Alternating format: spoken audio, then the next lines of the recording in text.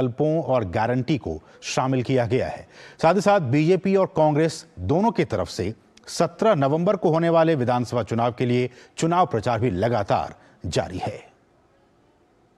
चुनावी राज्यों में राजनीतिक दल रैलियां, जनसंपर्क, रोड शो, घोषणा पत्र समेत दूसरे माध्यमों के सहारे जनता तक अपनी बात पहुंचाने की कोशिश कर रहे हैं। इसी क्रम में भाजपा के राष्ट्रीय अध्यक्ष जेपी नड्डा ने मध्य प्रदेश विधानसभा चुनाव 2023 के लिए भाजपा का संकल्प पत्र जारी किया। संकल्प पत्र में विकसित और समृद्ध मध्य प्रदेश का खाका जनता के सामने रखा गया। घोषणा पत्र में अगले 5 सालों तक गरीबों को मुफ्त राशन देने, भोपाल में राष्ट्रीय रक्षा विश्वविद्यालय के नए परिसर का निर्माण, 6 नए एक्सप्रेसवे के साथ 80 रेलवे स्टेशनों का विश्व स्तरीय आधुनिकीकरण, लाडली बहनों को आर्थिक मदद के साथ पक्का मकान, उज्ज्वला लाडली बहन योजना के लाभार्थियों को 450 रुपए में रसोई गैस सिलेंडर, गेहूं और धान की एमएसपी पर बोनस की व्यवस्था समेत दूसरे बड़े वायदे किए गए हैं। राजनीतिक दलों ने पहले लुभाने का काम और बाद में भुलाने का काम किया है, लेकिन भारतीय जनता पार्टी एक अकेली वैसी पार्टी है जिसने इस डॉक्यूमेंट को अपना, जिसे कहा जा सकता है कि रास्ता, रोड मैप का जरिया बनाया है। स्वच्छता हो, जल संरक्षण हो, पर्यावरण बचाना हो, प्रधानमंत्री ग्राम सड़क योजना की गुणवत्ता हो, पीएम आवास हो, स्वामित्व योजना हो, स्ट्रीट वेंडर की हमारी योजना हो, पीएम स्ट्रीट वेंडर योजना, कई योजनाओं में मध्य प्रदेश नंबर 1 है और नंबर 1 का ये सफर जारी रहेगा। उधर केंद्रीय गृह मंत्री अमित शाह ने भाजपा प्रत्याशियों के पक्ष में राज्य में प्रचार किया। मनावर में विशाल जनसभा को संबोधित करते हुए कांग्रेस पर जमकर हमला बोला। मैं आशा करता हूं कि दीपावली के बाद देश भर में परिवारवाद और भ्रष्टाचार का बीज बोने वाली कांग्रेस पार्टी का मध्य प्रदेश में सफाया हो जाएगा। इस बीच कांग्रेस नेता कमलनाथ ने निवाड़ी में पार्टी के लिए प्रचार किया। एक जनसभा को संबोधित करते हुए उन्होंने भाजपा पर निशाना साधा। आज प्रदेश की तस्वीर क्या है? हर बार परेशान है। यहां मैं आया देखता हूं ये उत्साह भरे नौजवान, और यही नौजवान हमारे प्रदेश का भविष्य है, हमारे प्रदेश का निर्माण करेंगे। अगर आज के नौजवान का भविष्य अंधेरे में रहा तो कैसा निर्माण होगा मध्य प्रदेश का? मध्य प्रदेश विधानसभा चुनाव की सभी 230 सीटों के लिए 17 नवंबर को वोट डाले जाएंगे। वोटों की गिनती 3 दिसंबर को होगी। अजीत द्विवेदी के साथ ब्यूरो रिपोर्ट, डीडी न्यूज। और राजस्थान की बात की जाए तो राजस्थान में 25 नवंबर को मतदान होना है। बीजेपी और कांग्रेस दोनों ही दलों द्वारा लगातार चुनावी रैलियां की जा रही हैं और इस सब के बीच बगावती नेताओं के दल बदलने का सिलसिला भी जारी है। इस बीच राजस्थान में विधानसभा चुनाव से पहले कांग्रेस को बड़ा झटका लगा है। कांग्रेस के कई बड़े नेताओं ने बीजेपी का दामन थाम लिया है। चुनावी राज्यों में प्रचार चरम पर है। सभी पार्टियों ने प्रचार में अपनी पूरी ताकत झोंक दी है। इस बीच चुनाव से पहले राजस्थान में कांग्रेस को एक बड़ा झटका लगा है। कांग्रेस के कई कद्दावर नेता पार्टी छोड़कर बीजेपी में शामिल हो गए हैं। कांग्रेस के पूर्व मंत्री रामगोपाल बैरवा, पूर्व विधायक अशोक तंवर, कांग्रेस के जयपुर से मौजूदा पार्षद राजू अग्रवाल समेत कई नेताओं ने भाजपा का दामन थाम लिया है। उधर पूर्व मुख्यमंत्री वसुंधरा राजे ने जयपुर के फागी में जनसभा को संबोधित कर राज्य की कांग्रेस सरकार पर जमकर हमला बोला। उन्होंने सूबे में बढ़ते अपराध और भ्रष्टाचार को लेकर अशोक गहलोत पर निशाना साधा। तो वहीं मुख्यमंत्री अशोक गहलोत ने जोधपुर में एक चुनावी जनसभा को संबोधित करते हुए भाजपा को कटघरे में खड़ा किया। बड़े बड़े उसमें वो आते हैं विज्ञापन के अंदर वो याद दिलाते हैं कि हमने, कांग्रेस पार्टी ने आपको ये गारंटी दी है। पर मेरा मानना यह है कि उनकी गारंटी का मतलब यह है कि दुष्कर्म की घटनाओं की गारंटी हाँ है, कि दलित अत्याचार की गारंटी वो तो जरूर है, कि सांप्रदायिक दंगों की गारंटी वो भी हमने देखी है। वहीं रक्षा मंत्री राजनाथ सिंह ने छत्तीसगढ़ के सरगुजा में एक जनसभा को संबोधित किया। उन्होंने कहा कि राज्य में कांग्रेस की भूखी भ्रष्ट सरकार है जो केवल और केवल राजनीति के लिए काम करती है। भूखी भ्रष्ट सरकार आप लोगों ने कभी देखी नहीं होगी बहनों भाइयों, जैसी सरकार यहां पर है। 5 सालों से सत्ता का धंधा किस प्रकार से चल रहा है और एक महादेव है महादेव जी आ गए हैं। लगता है कि महादेव जी ने तय कर लिया है इस भ्रष्ट सरकार को यहां से जाना चाहिए और भारतीय जनता पार्टी की सरकार यहां आनी चाहिए। उधर तेलंगाना में अल्पसंख्यकों के लिए अलग से घोषणा पत्र जारी कर कांग्रेस फंसती नजर आ रही है। भाजपा ने कांग्रेस पार्टी पर वोट बैंक के लिए धर्म की राजनीति करने का आरोप लगाया। उल्लेखनीय है कि कांग्रेस पार्टी ने गुरुवार को तेलंगाना विधानसभा के लिए अल्पसंख्यक घोषणा पत्र में अल्पसंख्यकों के सालाना बजट को 4,000 करोड़ रुपए तक बढ़ाने का वादा किया है। लगभग 1700 करोड़ रुपया पंजाब को पराली जलाने से रोकने के लिए दिया जा चुका है, लेकिन दुर्भाग्य है कि आम आदमी पार्टी की सरकार चाहे पंजाब में है चाहे दिल्ली में है, उन्हें पॉल्यूशन रोकने में कोई इंटरेस्ट नहीं है। मतदान का दिन जैसे जैसे करीब आ रहा है वैसे वैसे सभी पार्टियां अपने प्रचार को धार देने में जुटी हुई हैं। देखना यह है कि जनता इनमें से किसके वादे पर अधिक विश्वास करती है। Bureau report, DD news.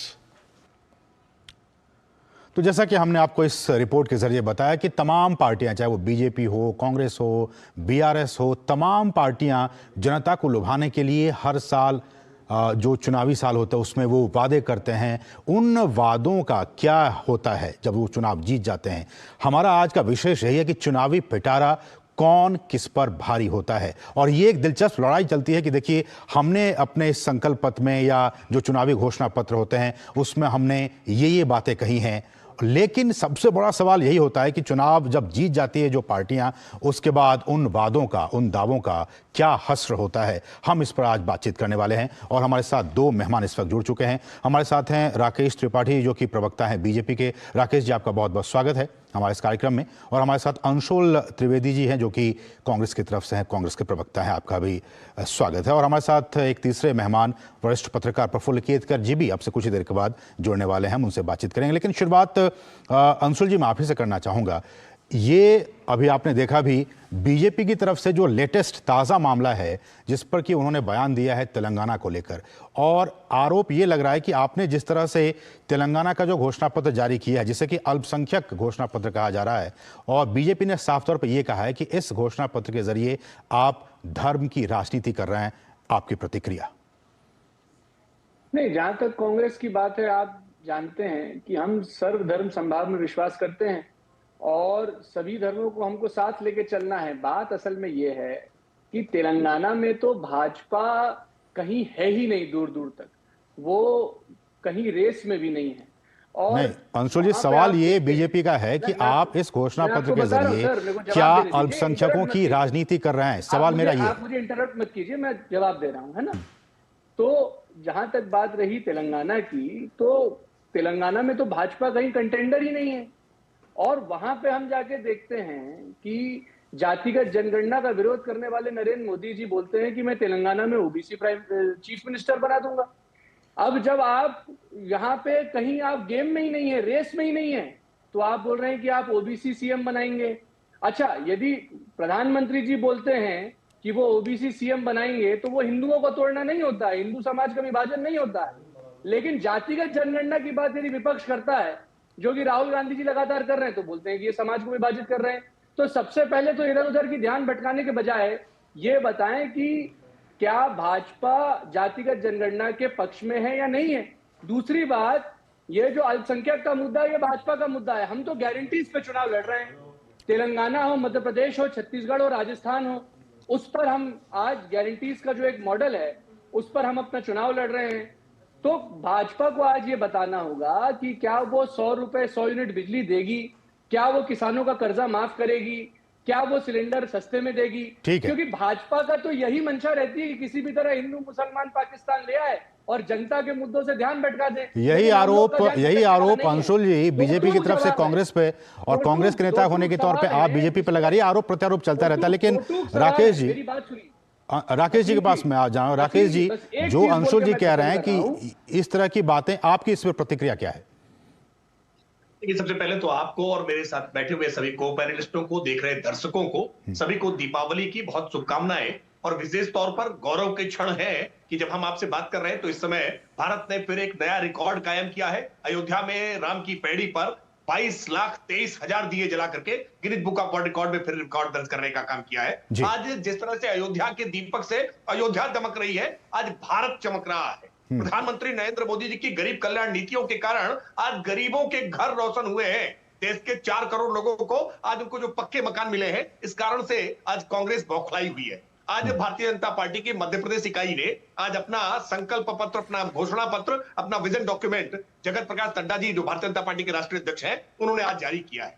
Bharatiya Janata party जो कहती है वो करती है और इसके पीछे नरेंद्र मोदी की गारंटी है, क्योंकि नरेंद्र मोदी लोगों के लिए एक भरोसे का प्रतीक है कि मोदी लेकिन जैसे राकेश जी, कांग्रेस का यह कहना है कि बीजेपी भी धर्म की राजनीति करती है। उन्होंने अभी कहा कि आप भी धर्म की राजनीति करते हैं, कितनी सच्चाई इन बातों में?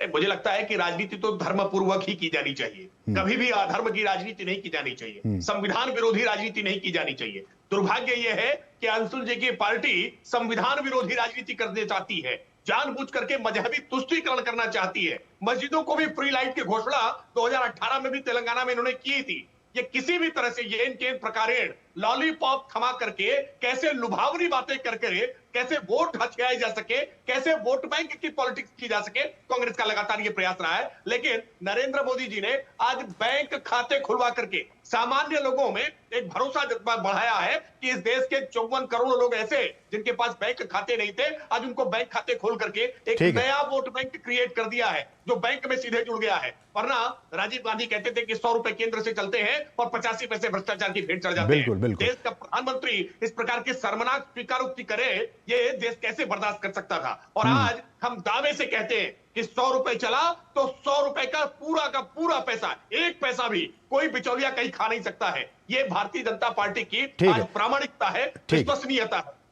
प्रफुल्ल जी, आपको भी दिवाली की शुभकामनाएं। हमारे सभी मेहमानों को दीपावली की बहुत बहुत शुभकामनाएं। सर, जो मुद्दा ये है कि देखिए, हर पार्टी, चाहे वो बीजेपी हो, कांग्रेस हो या फिर जो भी स्थानीय रीजनल पार्टीज हैं, चुनाव से पहले ठीक है वो जनता के बीच जाती हैं और कहती हैं कि हम ये वादे कर रहे हैं, हम ये दावे कर रहे हैं, लेकिन आंकड़े हमारे पास हैं जिसमें कि वो पार्टी जो सत्ता में आती है जीतने के बाद से, उनमें से बहुत सारे वादे वो पूरे नहीं कर पाती हैं। इस पर आपकी प्रतिक्रिया, चाहे वो बीजेपी हो, कांग्रेस हो, कोई भी पार्टी हो?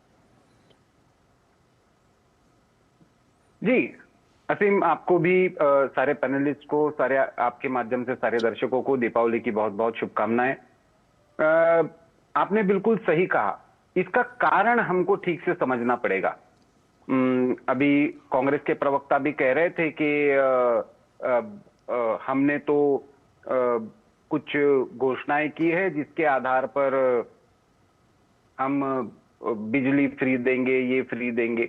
उसका इकोनॉमिक्स क्या है जी? दिक्कत क्या है? कोई भी पार्टी जब घोषणा करती है, जब मोदी भरोसे की बात बीजेपी कर रही है, तो उनके पास बोलने के लिए अभी समस्या क्या है?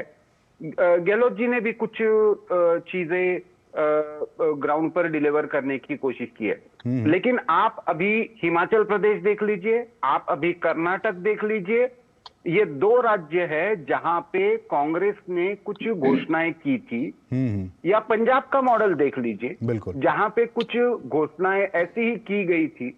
अब वो फ्री कहां से आएगा? कहीं ना कहीं से तो आएगा, क्योंकि सरकार को कहीं ना कहीं से देना है। तो आपका जो फाइनेंशियल प्रूडेंस है, उस राज्य का जो एक वित्तीय बजट है, उसका कहां से आने वाला है और कहां से जाने वाला है, उसका जब तक आप खाका खींचकर नहीं बताते, तब तक ये चुनावी घोषणाओं का कोई अर्थ नहीं रह जाता।